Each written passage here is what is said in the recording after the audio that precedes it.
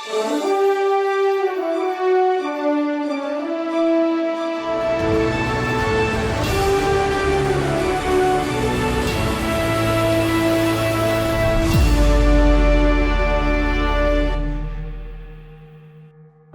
isang awit ay may kakaibang lakas.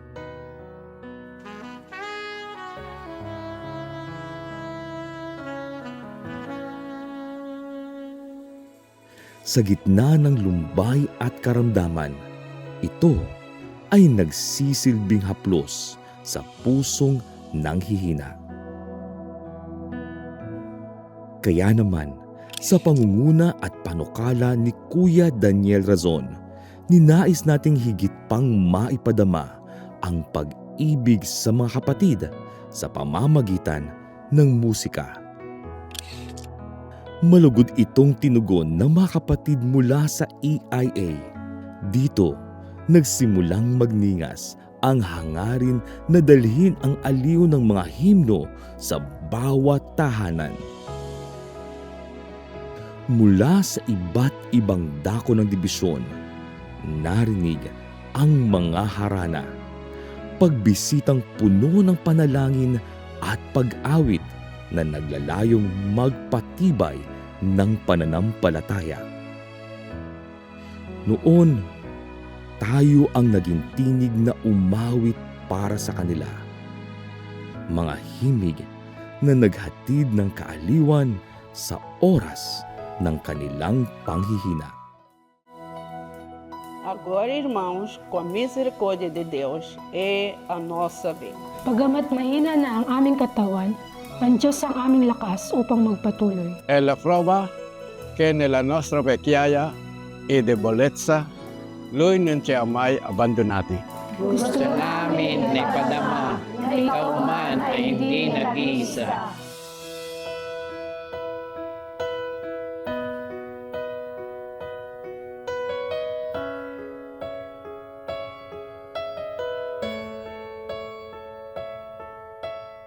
Kaya maglilingkuran tayo sa pamamagitan ng pag-ibig. Yung pag-ibig na gumagawa, yung pananampalatayang gumagawa, yung pananampalataya natin na maipaglilingkod din natin sa kapwa natin sumasampalataya.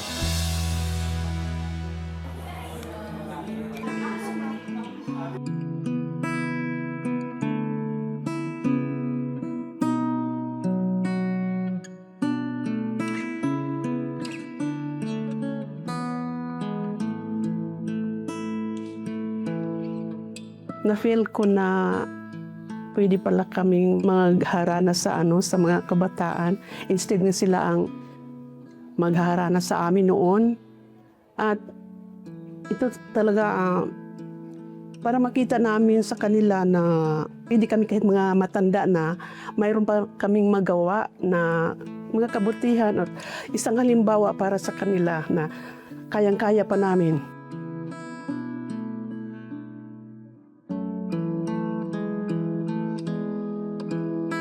Bilang usually na sumasama sa mga harana, bilang miyembro ng choir, normally parang automatic na yun na mapalakas mo yung loob ng kapatid sa pamamagitan ng awit, ng mga awit na ukol sa espiritu, mabigyan sila ng lakas ng loob na magpatuloy, lumaban. Pero ngayong nabaliktad naman, kami yung hinarana, iba po pala sa pakiramdam. Sa sobrang saya ko po na nakakapagbigay ko ng kaligayahan sa kagaya ninyo, overwhelming ang pakiramdam ko, hindi ko ma-explain, hindi ko ma-express kung ano itong nararamdaman ko, masaya ako. Malaking bagay po na nagbibigay sila ng inspirasyon sa amin sa pamamagitan nun, kung kaya nila, bakit hindi kami? Yung pananampalataya nila, bakit hindi namin kaya?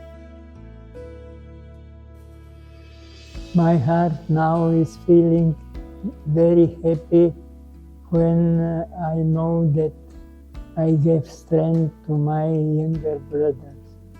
I hope that one day, when they become old like me, they will remember about me and they will also give this strength to their younger brethren.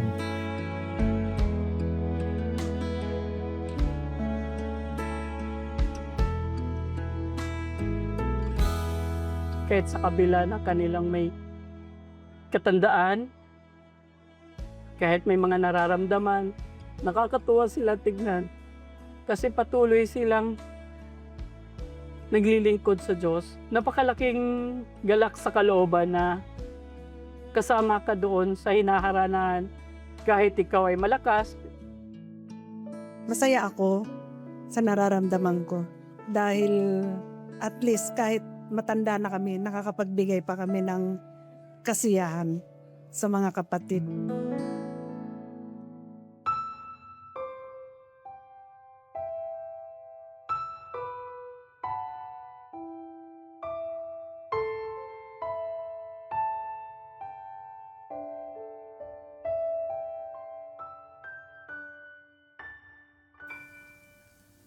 Kami naman po yung inaaranan ng mga may mga katandaan, yung iba po may kupansanan eh.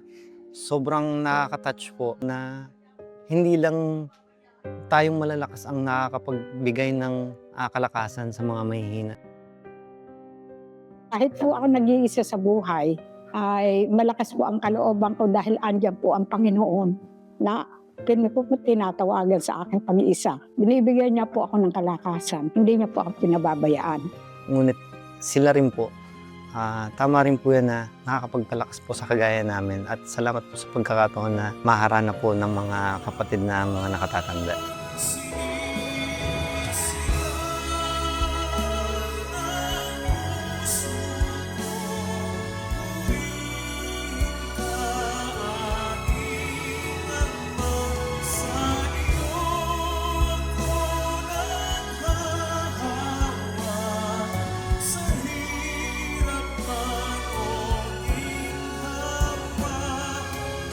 I think that with God's blessing, I will have a few more years yet to be with you because you are the family that I've been looking for a long, long while. God bless you all. Napakaliit naman pala ng problema kung wala din sa mga pinagdadaanan nila. Nahihiya po ako sa sarili ko tsaka sa Diyos. Nakaka-inspire po yung panukala po ni Kuya ngayon na mamumulat yung mata mo sa mga sitwasyong pinagdadaanan ng kapatid. Yung makita na yung mga kapatid na may karamdaman, may katandaan, na sila naman yung nanghaharana. Iba po yung epekto nun sa akin. Yung pagtitiis nila na sa kabila ng karamdaman, sa kabila ng katandaan, na makapagpatuloy, magkaroon ng payapang kalooban sa kabila ng maraming hirap ng laman. Hindi po tumigil yung pagpatak ng luha ko nung nasa harapan po ako na nakikita ko po sila talaga na maawit. Sa pamamagitan po ng pag-awit po nila, na pagpapatibay po yung loob ko sa pananampalataya. Lalo na po na bago lang po ako sa iglesia, wala pa po akong 5 taon. So ito po yung nagiging sandigan ko po na magpatuloy po. Kahit gaano ka man kababa or kahit ano man yung estado mo, yung sinasabi na sangkap ka, bilang ka, na hindi ka dahil matanda ka na or parang dahil kulang ka, hindi ka nakasama. Mahihina sila sa lupang katawan, pero nagiging inspirasyon sila sa mga kapatid. Walang hadlang sa paglilingkod sa Diyos. Nagpapatibay po ng pamilya, Opo. pananampalataya. Kumapit. Yan dulo.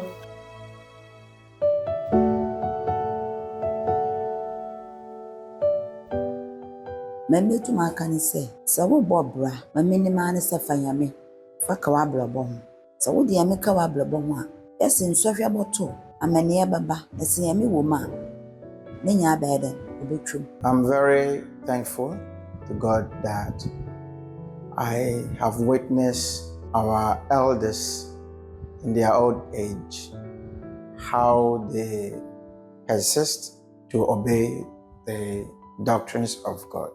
despite their fragile body, slow movement, they never give up.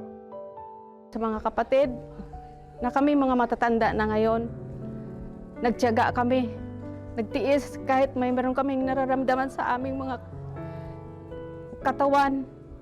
Pero hindi kami nawala ng pag-asa. Nagpapatuloy pa rin kami.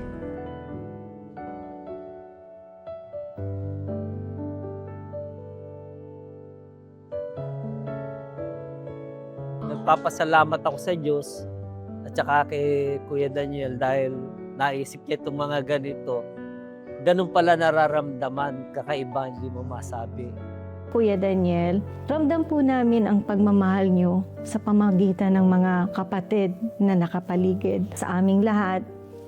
Sa lahat ng mga turo nyo na sa kanilang pagmamalasakit, sa mga pagmamalasakit ng mga kapatid sa isa't isa. So, kahit malayo po kayo, Kuya Daniel, ramdam po namin ang init ng inyong pagmamahal. Tumibay ka, aming kapatid. Sa aming puso, ika'y iniibig. Tulong-tulong tayo ilagay sa bibig. Pagpupuring alay sa Diyos na pag-ibig. Paano makakagawa sa atin si Kristo? Kung sumasampalataya tayo kay Kristo at bahagi o sangkap ka ng katawan. Kaya alam ninyo, ang role ng iglesia, ng katawan, kung saan tayo sangkap mga kapatid, talagang sasama tayo kay Kristo sa paggawa ng kalooban ng Diyos. Makikisalo tayo sa kanyang pagkain para masigurado natin na ang paggawa natin ng kalooban ng Diyos, kung papanong ginagawa sa langit, ganun din dito sa lupa.